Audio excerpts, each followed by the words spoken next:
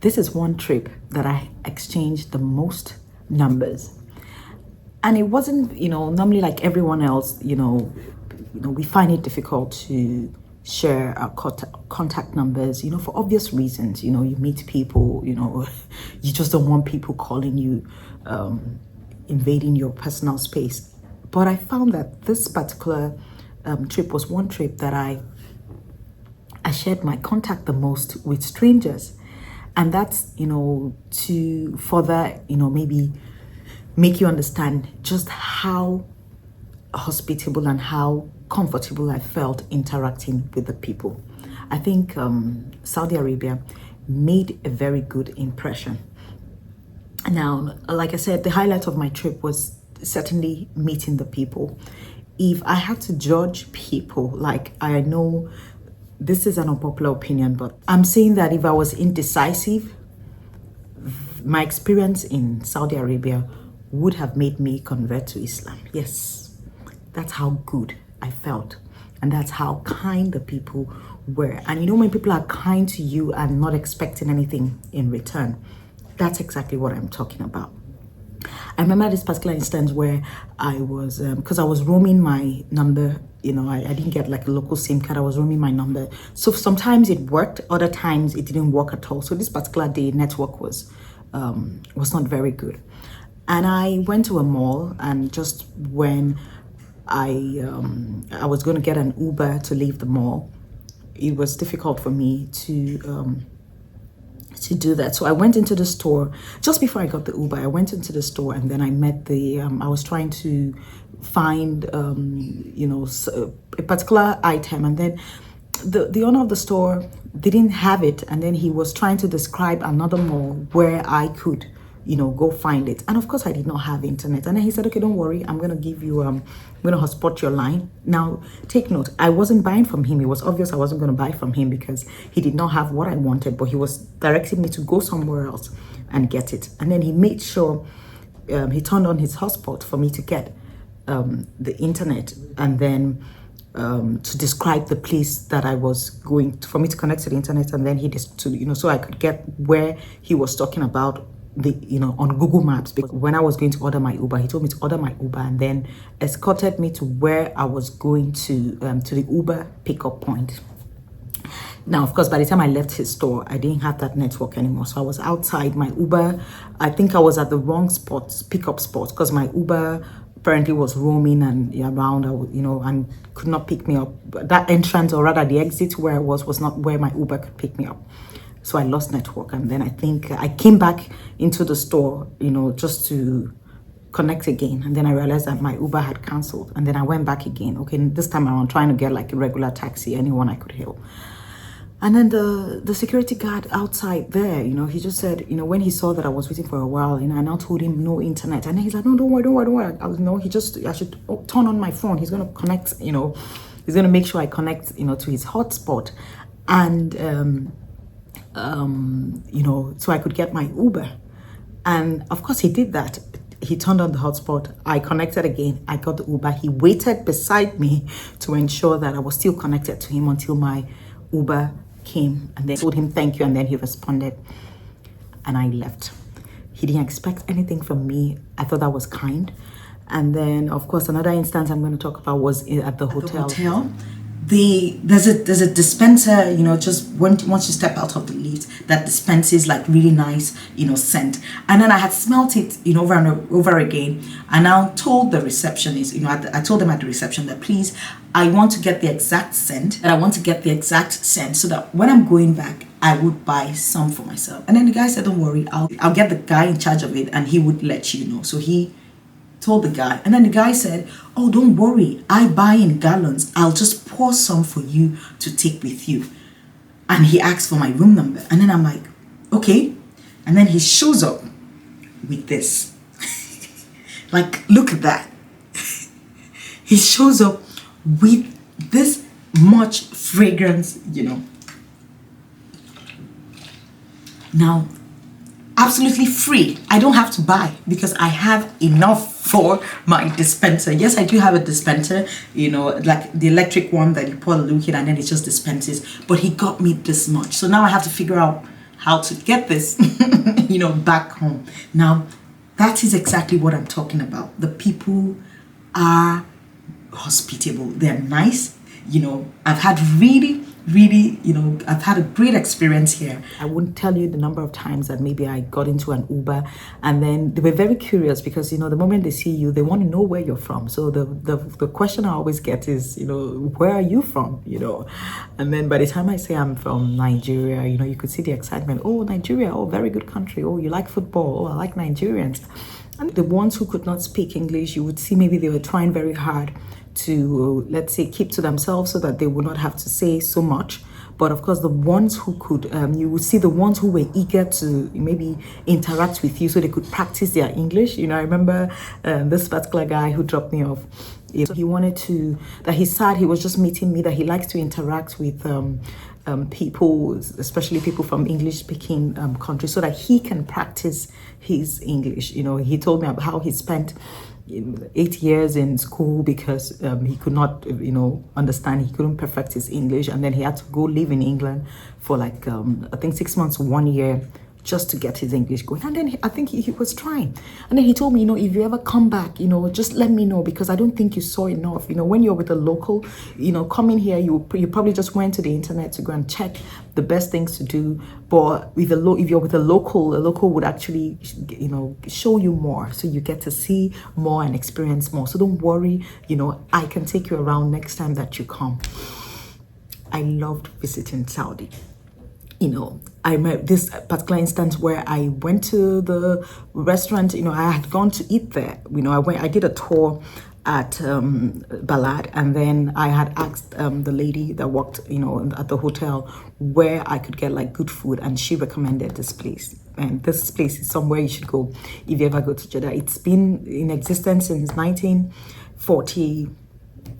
And then I met these ladies, and then, initially, one of them just helped me with the guy at the counter. I was trying to, make my order, and then the guy was speaking Arabic, and, I did not understand Arabic. He did not understand my English clearly. And then she just stepped in to help interpret whatever the guy was saying.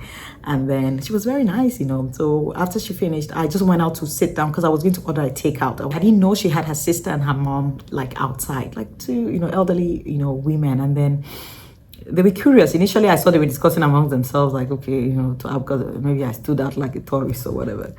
And then she just asked, okay, so where are you from? And that was it. We started this conversation. And then I realized the lady who had helped me at the counter was acting together with them. And of course, they invited me to join their table. And oh my God, of course they had ordered, so many things, and then they made sure I tried everything. Even the fish I even ordered, I didn't even go halfway because I was busy eating everything else that they had. They just kept pushing at me like, oh, try this one, it's very good. This is our local food. This is made from this, try. I had the best experience, Like I said, I was apprehensive about, like everyone else. I've had people, because I remember when I said told, people, or maybe also posted on social media that I was in Saudi, and a lot of people are like, oh, okay, are you able to travel? There, are you not required to cover your hair? Is it safe? It is safe. It is just like any other destination. There are so many innovations, there are so many things that Saudi is doing that in just a matter of years, you would be looking to go to Saudi instead of Dubai. Yes, I didn't get to explore so many other parts, because this particular trip was supposed to be Jeddah and Alula. I don't know, I get to pronounce that. But because I just had issues getting direct flight and I had a limited time, I felt like I didn't see enough of Jeddah. So I decided to maybe spend time and just see Jeddah. But strangely, I want to come back within the year. And I will try and make it possible. And when I come back this time, I'm going to say Riyadh, because I cancelled Riyadh the first time because I thought there was going to be more to do in Jeddah. But I was impressed because I understand the Jeddah people in Jeddah are the nicest people. So I'm happy that was my first impression. I'm going to do Riyadh, and then I'm going to do Alula, I think that's what it's called. Saudi Arabia is beautiful.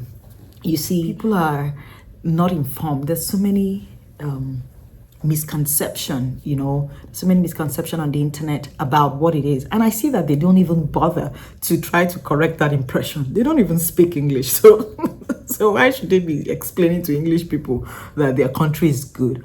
There's so many preconception. There's so many wrong information about Saudi, or maybe people just don't bother to check, to check what's happening there. But I'm here to tell you, I've been there. Saudi Arabia is open to tourists. Yes, for non-Muslims, cannot visit Mecca and Medina. Even Medina, as long as you're not going, because I've read a lot about it, I was going to make a stop there. As long as you're not going to the mosque, you're okay. But you can, those are two cities that you cannot, explore freely if you're not a Muslim. So don't go there. But there's so many other parts that you can, explore. So I think you should visit. I want to go back. Like there's certain places I go to. Before I came here, I just thought, okay, no, just tick it off. Just tick it off your list and then, move on.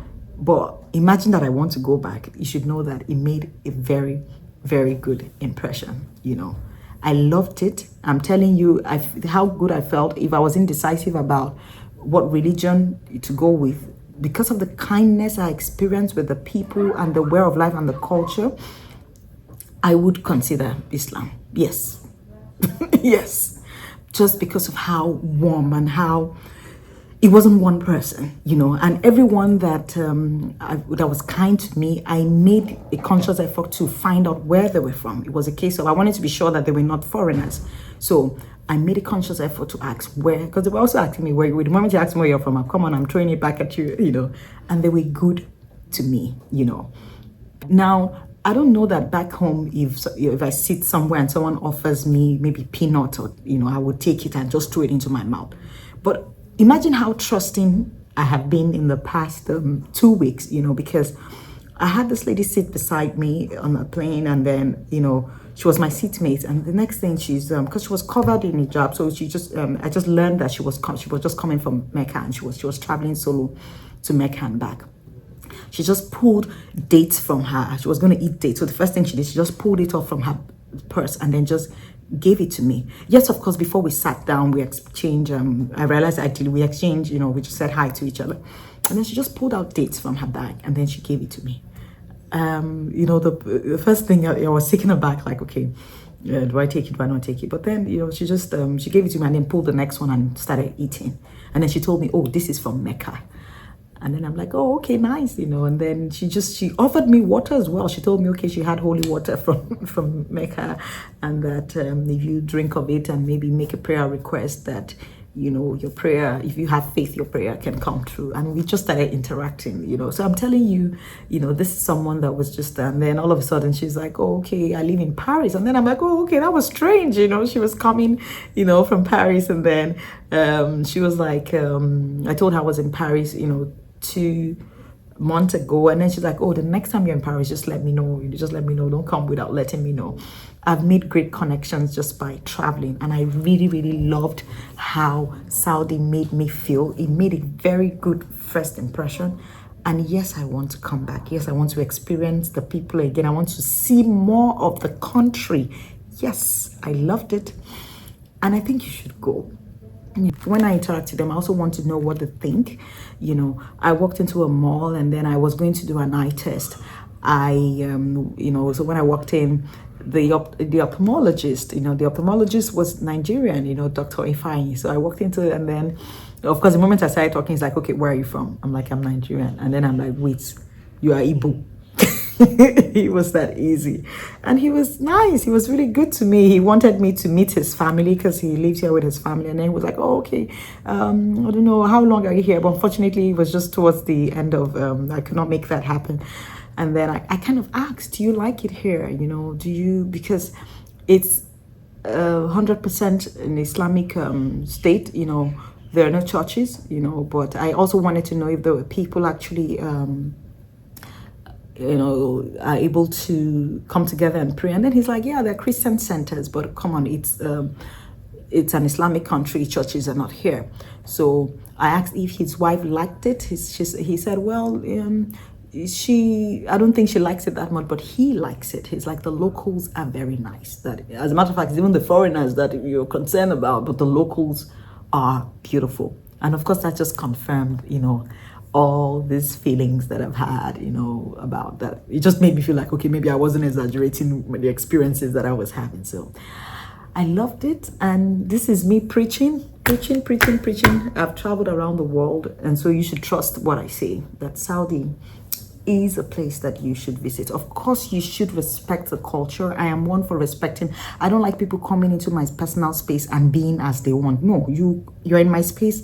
You're abiding by my rules. It's the same thing. If someone comes into your space and then treats your place or treats your home anyhow, you won't feel comfortable with that. So why do you want to apply the same into someone's country? So they have a culture, and I think they look very beautiful because, I'm fascinated about, the culture as well, because when you see the way they dress, in white, the guys, they look very clean and very nice, all white and clean. You don't see them dirty in white, the women, the ones who dress, at least the ones that you can see who make an effort, even when they wear black, some of them that cover their face, you can see their face. They're all so beautiful, especially the ones who you can see, enjoy the good things of life. It makes the culture very fascinating, and I find it very fascinating.